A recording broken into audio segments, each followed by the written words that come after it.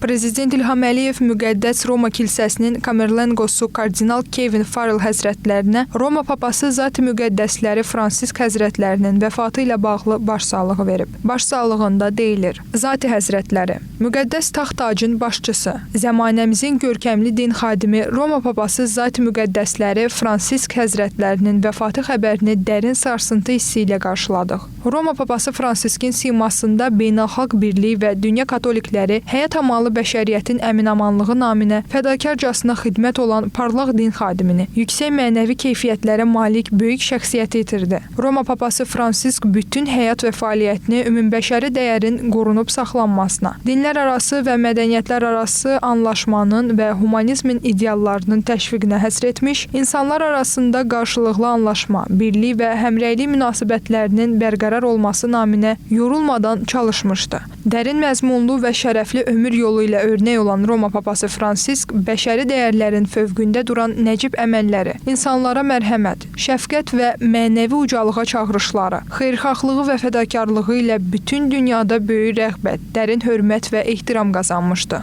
Azərbaycanla müqəddəs taxt-tac arasında dostluq və əməkdaşlıq münasibətlərinin inkişafında və möhkəmlənməsində Zat-ı Müqəddəsləri Fransisk həzrətlərinin misilsiz xidmətləri olmuşdu. Onunla görüşlərimi, səmimi ünsiyyətlərimizi həmişə ən xoş təəssüratlarla xatırlayacağam. Roma papası Fransiskin əziz xatirəsi və zəngin mənəvi irsi qəlblərdə və hafizələrdə daim yaşayacaqdır. Bu ağır itkinin kədərini bölüşür, sizə müqəddəs taxt-taca və bütün həmməzhəblərinizə şəxsən öz adımdan və Azərbaycan xalqı adından dərin hüzünlə başsağlığı verirəm.